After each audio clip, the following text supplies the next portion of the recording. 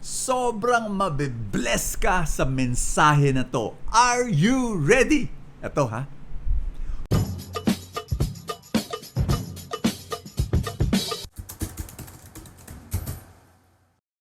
Focused ka ba sa maling bagay? Kasi pag focused ka sa maling bagay, hindi ka magkakaroon ng happiness sa buhay mo or success. Hindi pwede pag focused ka sa maling bagay. Anong topic na to? Ito 'yon.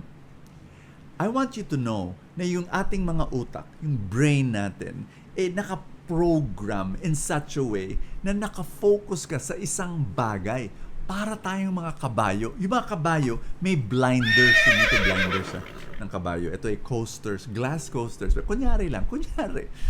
Medyo naabutan ko yung mga kabayo dun sa Manila, yung may kalesa. Meron silang blinders ha. Pero bakit? Para di sila ma-distract. Focus lang sa isang direksyon. Nakakatulong yan. Alam mo, ganyan talaga how our brain works. Ito, mamamangha kayo sa example ko. Yung isang professor, nagpakita siya ng isang video clip ng isang basketball game. Ha? Half court lang. Tapos, ito yan ha. Yung sinabi niya sa klase niya, bilangin nyo ilang beses napapasa yung bola sa buong video clip. So, yung mga estudyante naman, bumibilang habang pinapanood nila, mga 30 seconds after nag-start yung video, biglang may lumabas sa video ha, may lumabas na isang tao naka-gorilla suit na itim, ha? Full gorilla suit. Tapos lakad siya, tapos sa gitna ng basketball court, humarap sa camera. Ha? Tapos nag-thump ng chest. Talagang gorilla kunyari. Tapos sumayaw-sayaw sa harapan ng camera. Pagkatapos noon, umalis. Alam mo, pagkatapos ng video, tinanong ng profesor sa klase, ilan sa inyo nakita ang gorilla? Alam mo, yung mga kalahati ng klase nagsabing, gorilla? Ano yun? Hindi nila nakita. Sa harap ng camera, sumayaw-sayaw. Hindi na. Bakit? Kasi focus saan? Kung ilang player, ilang beses pinasa yung bola, yun lang ang nakikita nila. Ibang klase, no? Alam mo, yung ability ng brain para mag-focus, okay naman Halimbawa, ever since I got married, nakafocus tayo sa isang babae lang. Ang magandang babae na si Maru, ang aking may bahay, aking misis. O, diba? Pogi points. Sa trabaho, ganun rin. Pag ako'y nagsusulat, naku, para daw ako nasa ibang planeta. Alam mo, tanghali na, kakain na kami, sasabihin ng aking misis, kain na, Bo, kain na. Wala! Nagtatype pa rin ako hanggang tatawag siya ng Brother Bo. May konting inis na. Ako'y hihingi ng tawad sa kanya kasi ni minsan hindi ko narinig. Walang exaggeration. Kasi focused ako. Maganda naman yun yung focus talagang. Pero, what if in life, sa buhay, mali ang focus mo?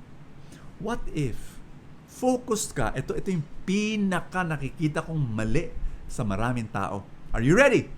Ito, focused ang mga tao sa anong wala sa kanila. Alam mo, pag ganyan ang focus mo, malungkot ang buhay mo. Halimbawa, pandemya, lockdown. Ang daming taong anxious, lungkot, inis. Bakit? Wala nang party. Hindi na ako nakakasine. Hindi na ako nakaka-restaurant. Hindi na ako yung pumapasok sa office. Maganda yan. Hindi ko na nakakausap yung mga ka-opisina ko. Wala. Iba yung Zoom. Hindi. Yung maganda yung... Alam mo, pag ganyan, ang focus mo, yung wala ka, malungkot talaga buhay mo. And when I coach people, when I teach people, I tell people to shift. To shift. Ibig sabihin, kung ang focus mo yung anong wala ka, no? Walang buhay mo. Hindi, focus ka sa anong meron. Sa pandemya, anong blessing mo? Alam mo, more time with the family. Naging close kami. Ay, actually, nakaka-exercise ako ng mas, kasi wala nang traffic walang travel time. Tsaka, alam mo, ang dami! Kung bibilangin mo, focus on what you have. Yun ang ebanghelyo natin ngayon, Matthew 15. Si Jesus nag-multiply ng loaves for 5,000 men, not counting women and children. So, ilan yun? Ilan libo yun? Alam mo, ang mga apostles, they were focused on what they did not have. Parang ganito, Lord, wala kaming 20,000 na tinapay para pakainin sila. Jesus said, what do you have? 5. Oh, okay na yan. Okay na yan. Friends, ang dami ko narinig Wala akong college course, hindi ako makakatagumpay. Wala akong connection, wala akong cash. Meron ka namang Kristo. Ibig sabihin sinasabi ko, what do you have? Focus on that. Focus on what you have, not what you don't have. Pag nakafocus ka on what you have, i-multiply. Let's pray.